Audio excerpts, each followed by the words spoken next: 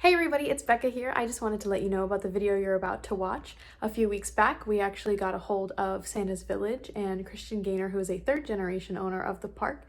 His grandparents opened up the park in 1953, and he invited us to a private tour of the park and the Great Humbug Adventure. So what you're about to see is some of that private backstage tour. So huge thanks to Christian and the entire team over at Santa's Village. It was an amazing time, a wonderful time, and we also got that backstage tour, which is super cool. So I'm going to take this time right now to remind you to like and subscribe to our YouTube channel, and also check out the podcast, the Q2Q podcast over on Spotify, if you don't already watch. And yeah, comment down below how you like this video, what other parks you'd love to see us get a hold of and get to talk to. And yeah, thanks so much for watching and enjoy the following video.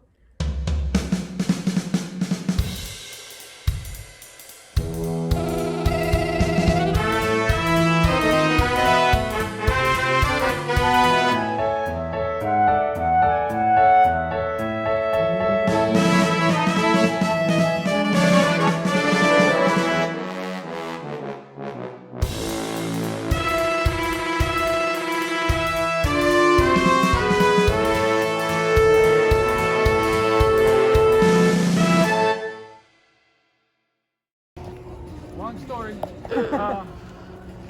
My grandfather used to live over in Berlin.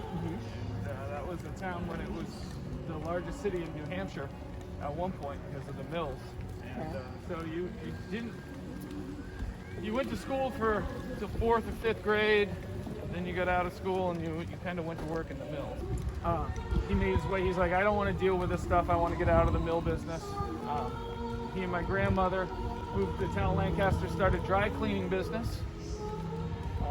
After a while, they started their family. They said, we want to do something better, and they knew that the roadside attractions were coming up. They just wanted the right roadside attraction, didn't know what, and they were actually driving down this stretch of US Route 2, and a deer popped out in front of them. And my mother, who was 3 years old at the time, said, is that Santa's reindeer? And that was the inspiration to start Santa's Village. So that was 1952. They had the park up and going by 1953, and again, it's been a family tradition ever since. So that's the start of Santa's Village. Just a lot of hard work, dedication, commitment, passion. A lot goes into starting a place, a roadside attraction out of nothing, with all of the surrounding people saying, what the heck are you thinking? So, but Norm and Cecile just believed in each other, and we have an awesome park now. So come on in, let's see the Great Humbug Adventure.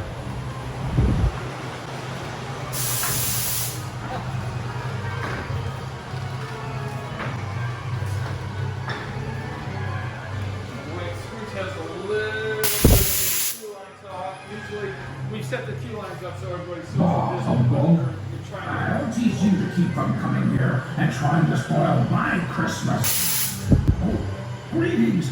I wasn't talking to you. I was talking to these pesky humbugs.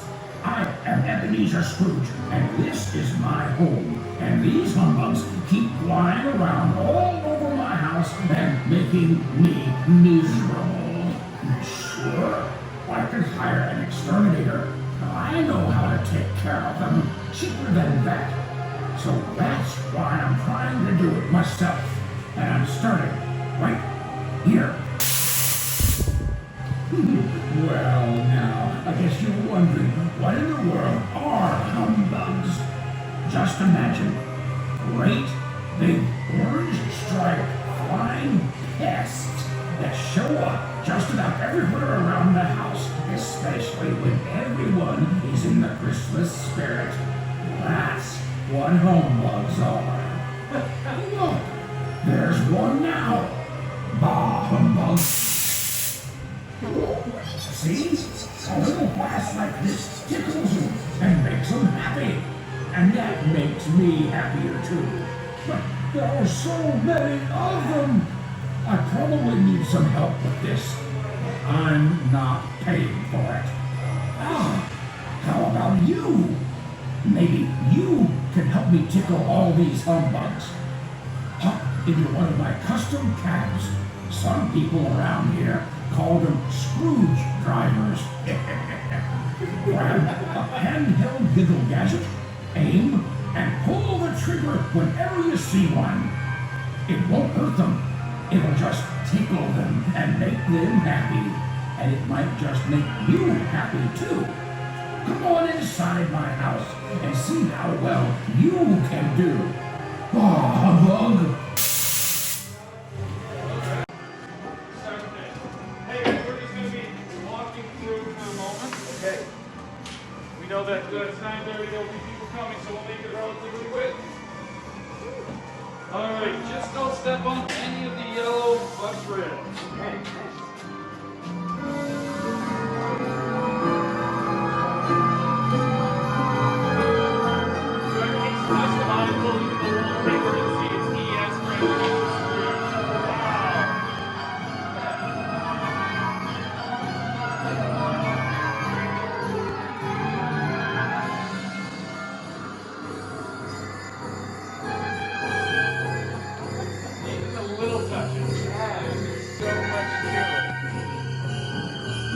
So again, this whole is everything is Ebenezer's house. So we're going from room to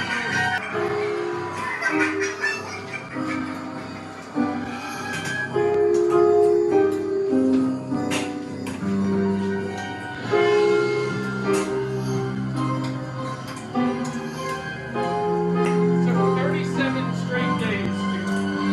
We had the walls up, the ceiling up, and 37 days to get the whole attraction up and going.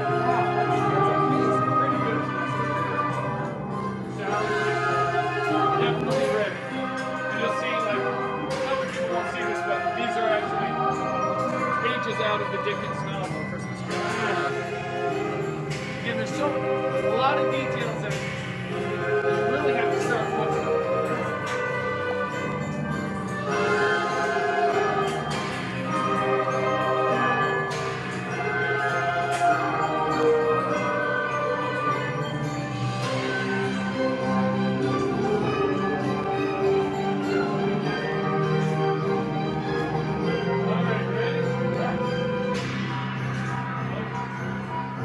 Hey, morning, everyone. You're really making a difference. Make those humbugs giggle. Humbugs!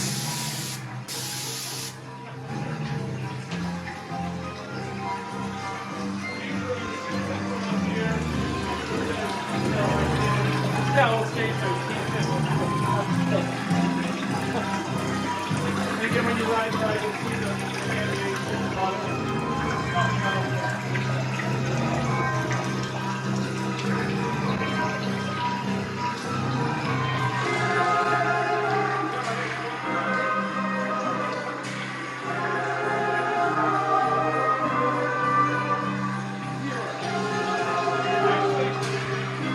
We're walking right by it. This is the one thing that, let's see, I'll show you one more. There's two items. How much of this is you? How much is Sally? And what was the process like? We build all the walls, all the ceilings, all the ventilation, the electrical, and we just put blank canvas. Two semis came in, grubbed off everything. Actually, three if you want to count the ride itself. And Rachel and crew went to work. Is the ride system new as well? Yeah. Oh, wow.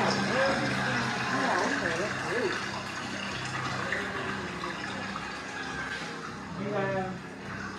Which kind of creative input did you have? A ton. We started in August 15th. Actually, we started probably in 2018. Just with we had the conception here, concept here,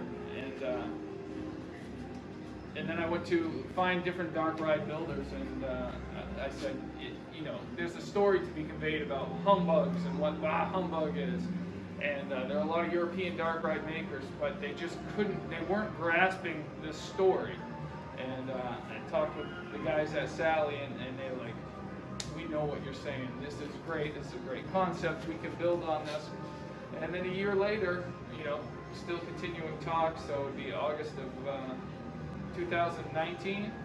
We signed the contract. It probably took a month or so, or 2 months of just trying to figure out exactly what the story is. We went through different renditions, but essentially it came back to, this is Scrooge's house, present time, in Santa's village, and this is what he's combating, these humbugs that are making him grumpy, upset, giving him that bah humbug feeling. So you tickle the humbugs. If the humbugs are happy, Scroogey's happy. And at the end here, this is where he says, hey, you've done it, you've made them all happy, I'm happy, but come back again, because you never know when these guys come back and get me grumpy again. So, that's where we wanted to. Originally, at one point, there was supposed to be a time machine. We were supposed to go back to the 1800s and into Scrooge's house and, you know, London streetscapes everywhere, but we kind of like where we ended up right now in terms of Ebenezer Scrooge's house at Santa's village, because, you know, every village needs a Scrooge. When your screwdriver comes to a stop, lift your lap bar and exit to the right.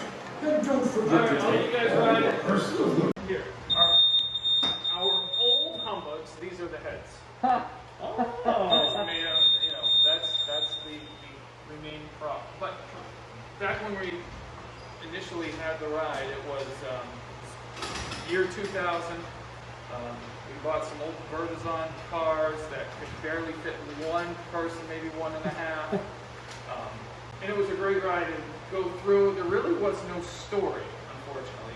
We took pretty much all the leftover Christmas items and leftovers scattered around the park and said, hey, we'll paint it with dark light paint and we'll put on the dark lights, and actually went around the building and went upstairs and went around to the front. There was a little peekaboo moment where the cars were outside and people could wave to each other downstairs. I remember that very And, specifically. you know, for the first 10 years, and we went through various gun systems and various targets, and again, if we had any leftover stuff, it was like, hey, throw it in the humbug ride, make it look good. But without any story, without any real great audio, we were just missing the boat. And we knew it. It was the sore spot in the park. So now, with this complete revamp, the families get to ride together, the guns are actually keeping proper score, and you know, each target might develop something new, some surprise out there where everything else is just static targets going around the board. And we didn't do any of it ourselves other than the walls and, you know, actually all of this area is us, but all inside is Sally. But letting the professionals do their things and their engineers laying out these perfect plans, it made it very easy for us to get this ride installed. And now it is essentially a highlight of the park that elevates the park, and the rest of the rides that we're looking at, like, we gotta bring that up to Humbug standard. Humbug standard. Love it. Wow, that's the new standard now. And usually we say we're only as good as our dirtiest bathroom. So now we're as good as the Humbug. There you go. Any luck? Pretty good. Oh,